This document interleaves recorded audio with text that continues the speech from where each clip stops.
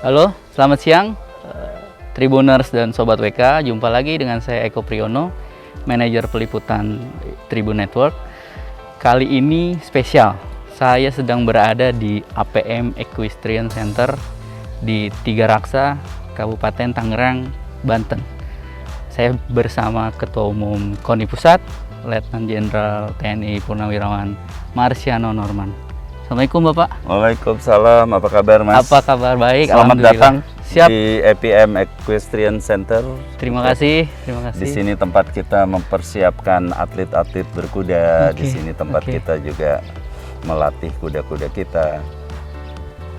Nah, kalau boleh tahu Pak, kenapa kuda dan dari sejak umur berapa? Dan karena ya kita mungkin tahu ya Pak Marsiano penggemar kuda, tapi kenapa memutuskan akhirnya kita konsentrasi menyediakan sampai di sini ada sekolah dan membiayai atlet. Memang ini perjalanan panjang ya. Kebetulan saya dan istri saya itu dari muda kita memang hobinya sama. Kita hobinya olahraga berkuda. Hanya kebetulan pada saat itu saya dan istri saya itu kita menekuni olahraga pacuan kuda pacu gitu ya. Tetapi setelah kita terus berkeluarga, anak-anak saya ternyata anak saya senang equestrian dan ya kita persiapkan segalanya sehingga pada akhirnya mimpi kita itu akhirnya juga terwujud ya. Kita punya sendiri sekolah equestrian. Jadi APM Equestrian Center ini adalah sekolah untuk berkuda, atlet-atlet berkuda. Kebetulan di sini juga di APM Equestrian Center ini juga ada SMA Adria Pratama Mulia yang juga mempersiapkan anak-anak yang punya hobi berkuda untuk mereka nanti juga kita bisa antar apakah dia jadi atlet berkuda, apakah dia jadi pelatih, ataukah dia menekuni masalah manajemen pemeliharaan berkuda dan juga tidak sedikit yang mereka juga akhirnya mengambil pendidikan-pendidikan lain, tetapi hobinya dia olahraga yang dia cintainya ya tetap olahraga berkuda. Menarik banget ya. Nah, di belakang kita ini ada Ebony ya Pak ya? Ya, ini Ebony dengan pelatihnya Pak Asep, yang memang salah satu kuda yang memang disiapkan untuk mengikuti tunggang serasi atau dressage ya itu. Nah, mungkin bisa dijelaskan Pak, orang sekedar berkuda apa sih menariknya? Nah, kalau di tunggang serasi ini, kalau di tunggang serasi ini yang sangat menonjol adalah keserasian antara penunggang dengan kudanya.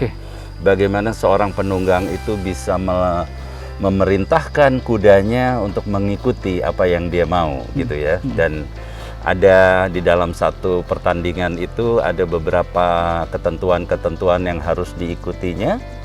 Oleh karenanya ya penunggang harus memenuhi persyaratan yang dikeluarkan oleh panitianya, oleh jurinya gitu ya. Yang mana ini menjadi bagian dari penilaian. Nah, bicara Ebony ini Pak, ini prestasinya sudah apa aja nih Pak? Dia berprestasi untuk tunggang serasi ya di kelas-kelas awal ya, di kelas-kelas awal dan menengah. Dia cukup baik prestasinya dan selalu ditunggang oleh atlet-atlet kita, anak-anak muda kita yang suka pakai ini. Nah, kalau bicara ini Pak, kuda tunggang serasi dan kuda pacu beda ya? Beda, kuda pacu, kuda tunggang serasi, kuda loncat ya, kuda eventing itu ya berbeda gitu. Tetapi itu adalah salah satu disiplin dari equestrian itu sendiri gitu ya. Ada eventing juga yang buat cross country gitu ya. Khusus di tunggang serasi ini yang berbeda Pak, apakah usia mulainya si kuda diperkenalkan? Atau itu untuk tunggang serasi adalah begitu kuda itu mulai memasuki usia untuk bisa dilatih, itu kan sudah terlihat ini kuda bakatnya kemana gitu ya. Jadi seorang pelatih yang baik itu dia bisa tahu ini kuda bakatnya kemana, untuk apakah dia untuk loncat, apakah dia untuk cross country, apakah dia untuk endurance yang jarak jauh gitu ya, itu dia ambil. Gitu. Kita sambil jalan Mas yuk. Ayo. Sambil lihat-lihat yang lain. Sambil lihat yang lain. Saya makasih.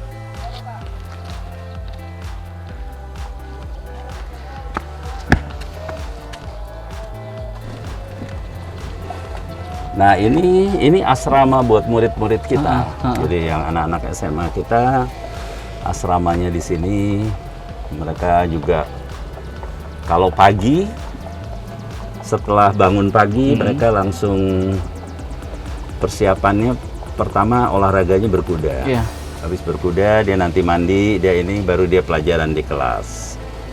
Habis pelajaran di kelas, sorenya dia juga bisa berkuda kembali, atau dia juga olahraga-olahraga yang lain. Karena kita siapkan juga tempat-tempat yang lain.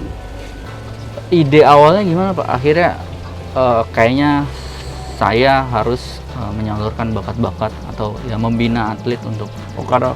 Kalau saya dengan kebetulan sama istri saya selalu, kita karena hobinya sama ya, kita selalu bicara itu.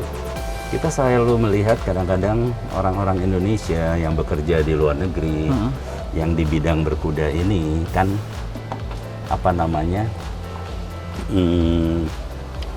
dibayarnya kan tidak terlalu tinggi. Jadi supaya mereka bisa dibayar tinggi, ya kita harus mempersiapkan mereka. Jadi dia harus punya sertifikat dalam memelihara kuda, dia harus punya sertifikat di dalam sebagai penunggang, dia harus punya sertifikat sebagai pelatih, sehingga dengan dasar-dasar seperti itu mereka juga bisa lebih sejahtera, karena orang-orang di luar negeri seperti di Brunei, kemudian di Singapura, di Malaysia gitu akan memberikan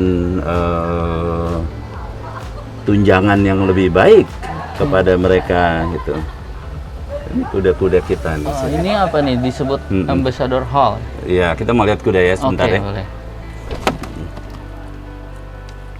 Iya nih. Dok.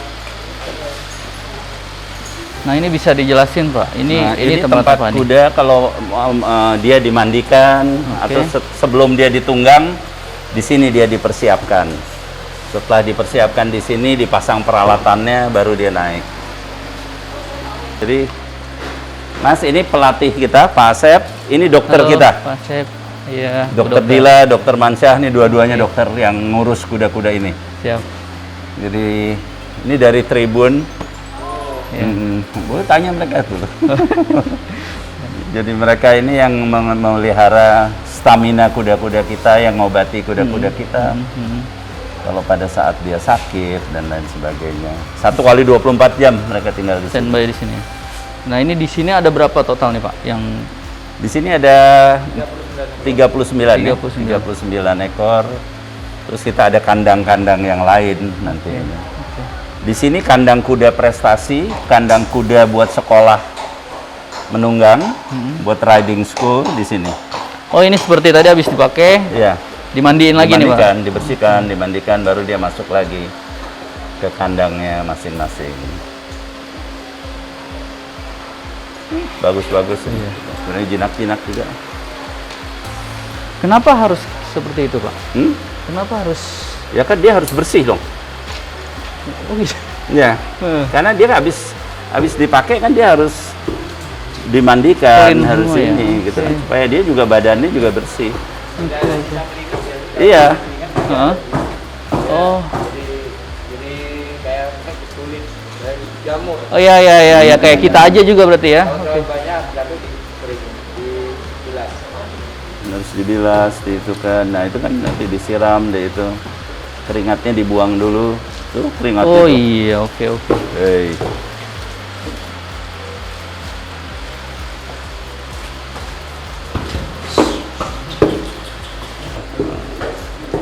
Kalau ini Pak Dokter, mau tanya Bu Dokter, perawatannya bisa dijelasin nggak, perawatan kuda dan biasanya sakit apa sih yang dialamin kuda prestasi seperti ini? Kalau kuda yang untuk atlet ya, yang paling sering itu kekencangan. Pincang kakinya. Iya, kalau kuda secara umum dia paling banyak tuh masalah pencernaan. Pencernaan. Iya, jadi memang pencernaan itu yang paling apa ya, paling banyak kasusnya dan paling bahaya juga. Karena Oke. Secara umum di sini semua ya karena ada dokter ya. Iya. Terpantau ya. Iya, harus. Karena kuda sekian puluh kita kan perlu dokter gitu kan. Kalau enggak kita kaget, kita bisa kecolongan kuda-kuda ini yang bagus kena gitu. Oke. Nah, kalau bicara untuk pemula, Pak, mereka di daerah ya, terutama di daerah. Kalau mau memulai olahraga ini, itu bisa kemana? Di daerah kan juga banyak klub-klub. Oke. Ya mereka harus lewat Klub ke dulu sana. itu ya. Ya. Mereka biasanya juga punya pelatih, itu dilatih oleh klub itu, gitu ya, supaya dia bisa ini. Ada. Nah, kesannya kan berkuda olahraga mahal nih, Pak, nih kan? Iya. Nah, itu bisa di apa Enggak ya? juga, kayak Enggak di juga. sini kan. Nah, Kalau member di sini, dia pakai kuda-kuda kita. Oke. Dia sama aja seperti dia sewa kuda itu saja untuk berlatihnya. Biayanya berapa tuh, Pak? Biayanya variatif ya, ada itu tergantung programnya gitu ya. Yang itu yang bikin kan. Tetapi bahwa ini hanya bisa untuk yang kalangan elit saya juga tidak benar juga. Banyak atlet-atlet kita yang nggak punya kuda, nggak punya ini dan berprestasi. Karena kudanya kan kita pakai kuda-kuda yang ada di kita. Oke, menarik. Ayo kita jalan Oke, lagi. yuk. Makasih dok. Ayo Pak Sep.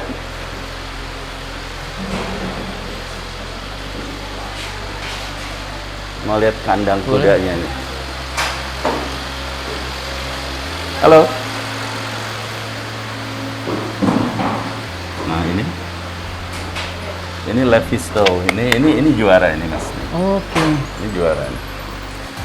Kuda-kuda juara. Halo. Ini juara dia. Apa aja Pak prestasinya nih Pak? Dia pernah mewakili Indonesia untuk kejuaraan di mewakili region Asia Tenggara. Dia ikut karena dia juara Indonesia. Waktu itu siapa Pak penunggangnya atlet? Penunggangnya Adhika Tompo. Adhika Tompo yang penunggang salah satu top ridernya Indonesia lah. Oke, misalnya Levisto dan Adhika Tompo ini juara. Nah, ketika diganti atlet itu mempengaruhi nggak? Ya, harus ada penyesuaian ya. Kita carikan atletnya, kita siapkan dulu supaya dia bisa sekelas seperti Adhika Tompo gitu loh. Banyak. Tapi butuh waktu. Oke. Karena buat seorang Adhika Tompo pun jadi juara pun juga butuh waktu panjang. Iya. Dia juga dilatih oleh salah satu dulu saya punya pelatih dari Jerman yang mempersiapkan dia untuk ini, dan Adhika Tompo pun juga pernah di Jerman untuk dia berlatih.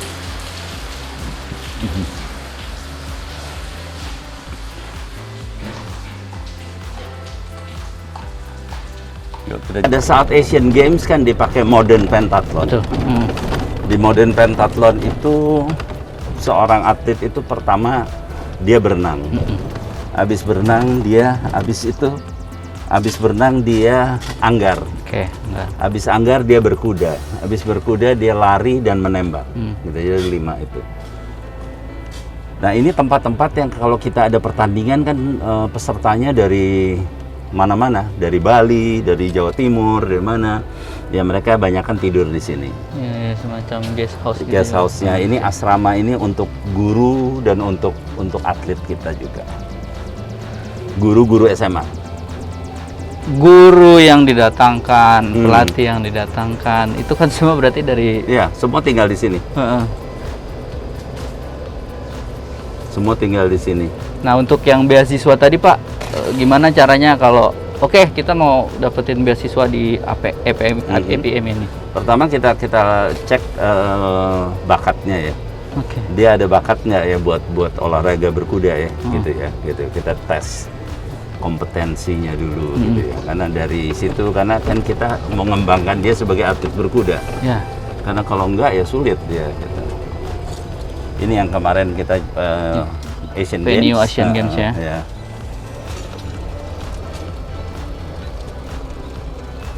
Dan ini yang dipakai untuk Asian Games kemarin. Jadi atlet-atlet kita juga yang anak-anak SMA kita kalau di luar ini sorenya dia berenang, atau dia sorenya dia taekwondo juga di sana. Jadi kita siapkan dia juga heavy-nya memang olahraga ya SMA, karena kita ingin dia jadi atlet gitu ya. Jadi nggak apa ya? Oke, berkuda aja enggak ya? Enggak. Terbuka segala kemungkinan Iya, gitu, Pak. iya. Oke. Karena yang kita juga ada yang sampai lulus jadi juara-juara juga di taekwondo, di apa gitu. Jadi ternyata selain Ketua Umum KONI, beliau bisa disebut Bapak Pembina Olahraga. Hampir semua. Iya, saya bina juga karena saya dulu kan juga ketua taekwondo 8 Iya. tahun, saya dua periode. Kemudian saya juga selalu buat kejuaraan taekwondo di sini, tempat saya ini. Kemudian Asian Games alhamdulillah juga dipakai kan di sini. Terus di samping itu saya juga bikin kejuaraan renang, saya bikin kejuaraan silat, sudah apalah kita pakai aja semua ini. Dan kadang-kadang tempat ini juga dipakai buat pemusatan latihan. Kayak kemarin belum lama TC tim baseball Banten ada di sini. Oke, ya. Pernah juga tim panahan juga pernah dulu TC di sini. Jadi fasilitas ini memang untuk olahraga ya, karena kita senang melihat atlet-atlet itu. Saya selalu berharap atlet-atlet itu kita ngantar mereka lah untuk jadi juara. Oke. Bisa disebutkan Pak nama-nama yang lahir dan berkat tempaan pendidikan di sini? Kalau yang sekolah di sini ya, yang kalau atlet berkuda sekarang yang bagus Dirga ya. Dirga itu dia lulusan SMA sini. Ada Dirga, terus ada Hugo juga, itu juga lulusan sini. Mereka rata-rata lulusan sini, tapi sekarang sudah di klub-klub lain. Gitu. Dan pelatih-pelatih berkuda yang tadi. Pelatih kuda kayak Adika Tompo dulu pelatih, juga rider di sini dan pelatih di sini. Sekarang juga sudah melatih di klub lain, gitu ya. Ada Budi Tulodo juga, ada yang Dadan juga, banyak tuh atlet pelatih yang dulu juga bekas pelatih di sini, atlet dan pelatih di kita. Bisa dibilang ini kayak kawah Chandra di mukanya nih. Ya saya senang mereka juga sukses ya di tempat lain gitu ya. Karena kita juga waktu itu juga memberikan peluang pada mereka untuk bisa berkarir baik gitu. Keren. Ya saya menjaga kebugaran tubuh saya, yang pasti saya berenang ya.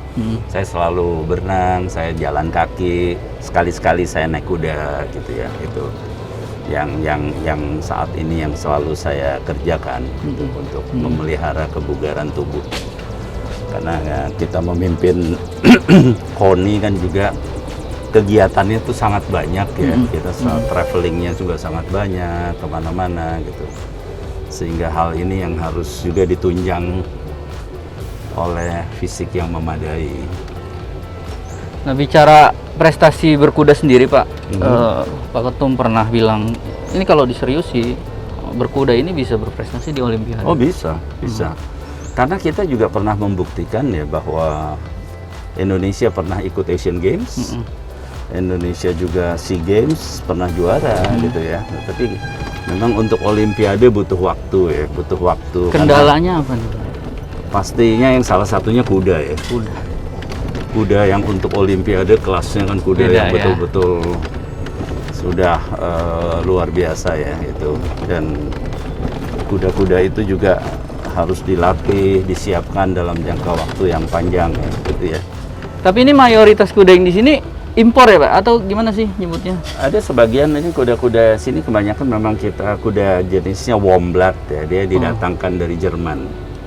Jadi, karena kalau untuk equestrian itu yang bagus memang kuda Jerman. Kuda warm blood itu ya. Dari Jerman, dari Belanda itu yang bagus-bagusnya kuda-kuda kita. Tetapi ada juga kuda-kuda yang memang dilahirkan di sini. Yang bapaknya import, ibunya import, tapi dia dilahirkan di sini. Itu juga ada beberapa ekor kuda yang nantinya juga akan jadi kuda bagus. Oke. Nah, kalau ini Pak, bicara perawatannya nih Pak, perawatannya tuh menghabiskan berapa sih nih kuda nih Pak? Ya perawatannya ya lumayan juga ya lumayan mahal gitu ya. Tetapi kan kuda-kuda ini yang saya bilang kan dia juga kita kelolanya sebagai satu investasi usaha, kali ya. dan usaha juga seperti halnya mereka ini kan dia juga kita punya member kita ini gitu ya, sehingga dari situlah untuk pemeliharaan kita kerjakan gitu ya. Kita kembali lagi ke asrama nih ya berarti. Ini Di asrama ini ada berapa murid ini, Pak? sekarang ada sekitar 15 atau 16 orang. Semua beasiswa? Iya, yang ini sekarang beasiswa semua. Dan dari seluruh pelosok ya? Iya. Kebetulan kan istri saya itu ketua umum Pordasi ya. betul, Jadi Pak. dari Pordasi daerah itu ngirim atletnya, ngirim anak-anaknya ke sini gitu ya. Ini kalau ini bisa nih, Pak. Ini Kalau ini memang anjing ini. Ini kebetulan salah satu anak saya senengnya sama memelihara anjing dan dia rescuer. Jadi anak saya itu dia selalu rescue anjing-anjing yang namanya yang tidak terurus, sama dia diambil, dirawat gitu ya.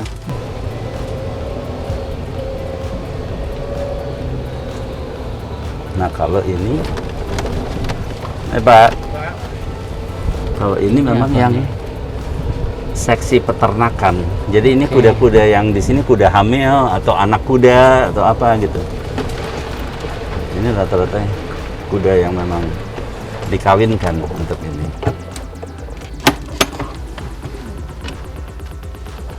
Ini dalam kondisi hamil nih. Iya, sebagian hamil. Ini betina semua nih. Hamil Pas sepanjang hidupnya kuda kan nggak pernah bisa melahirkan anak yang banyak ya? Enggak. Satu rata-rata. Satu ya. Itu pun. Kalau dua jarang hidup juga. Itu dia. Ada kembar tapi jarang hidup juga. Ini juga isi semua. Ini dua-duanya isi nih. Berapa lama biasanya, Pak, prosesnya? 11 bulan. Itu Lisa itu dulu juga kuda waktu masih aktifnya juga bagus. Juara Ini? juga. Ini Amazing. Amazing End. Bagus juga nih, Pak. Bagus. Pekerja sini diambil dari lingkungan sekitar, Pak? Iya, sebagian sini. Tapi kalau tukang kuda itu Mas kebanyakan orang Manado. Kenapa tuh? Karena memang mereka cinta kuda ya. Orang Manado itu. Nah ini aku tunjukin, ini kuda yang lain. Ini kuda Vela Bella nih. Kuda mini. Ya memang yang ini kuda mini ini kuda lokal kita. Kuda Indonesia yang ini. Dia memang dia tua tapi ya segitu ukurannya. Dia nggak besar. Kuda-kuda dari Sumba, kuda-kuda kadang-kadang. Iya. Ini anak-anaknya juga udah berkembang biak ini. Ini anak-anaknya yang ini. Kalau kuda mini ini Dipakai buat anak-anak. iya. Kecuali yang ini. Kalau yang ini miniatur horse yang ini nggak bisa ditunggang. Ini memang kuda dari Prancis ini. Oke, case. Ini dia kecil banget. Steve. Dia nggak bisa ditunggang ini. Ya, Tribuners, Sobat WK, pada kesempatan yang spesial ini kita udah lihat tayangan tadi mulai dari hobi koleksi kuda yang dimiliki Pak Ketua Umum KONI, terus lokasi-lokasi yang ada di sini ya Pak. Nah, mungkin Bapak bisa berpesan ke atau mengimbau, mengajak bahwa berkuda ini kan olahraga prestasi dan bagaimana masyarakat untuk tertarik ke berkuda dan jangan sungkan untuk berlatih kuda. Kepada pencinta olahraga berkuda, saya harapkan bisa memanfaatkan peluang karena olahraga berkuda ini khususnya equestrian adalah olahraga olimpiade sehingga besar peluang kita. Saya lihat atlet-atlet kita potensinya cukup, prestasinya juga sangat baik. Saya yakin satu hari didukung oleh kuda yang betul-betul berkualitas, Indonesia bisa berbicara, baik itu di multi event internasional seperti Asian Games, kemudian dan Olimpiade. Besar harapan saya Olimpiade Paris 2024 atau nanti Olimpiade 2028, ada atlet kita yang lolos kualifikasi dan mereka juga bisa menyumbangkan medali untuk Indonesia, membuat Indonesia bangga karena prestasi atlet-atlet berkudanya. Mari kita bersatu, kita bersama, kita kembangkan olahraga Indonesia, khususnya pada hari ini kita bicara masalah olahraga berkuda, agar ke depan prestasi atlet-atlet kita menjadi prestasi yang betul-betul jadi kebanggaan kita semua. Terima kasih, sukses untuk Tribuners dan sahabat WK, dan semoga dalam waktu dekat ini prestasi olahraga kita semakin hari semakin meningkat. Terima kasih. Terima kasih Bapak atas kesempatannya. Sampai bertemu lagi dengan narasumber yang lain. Salam olahraga. Jaya. Jangan lupa subscribe ya.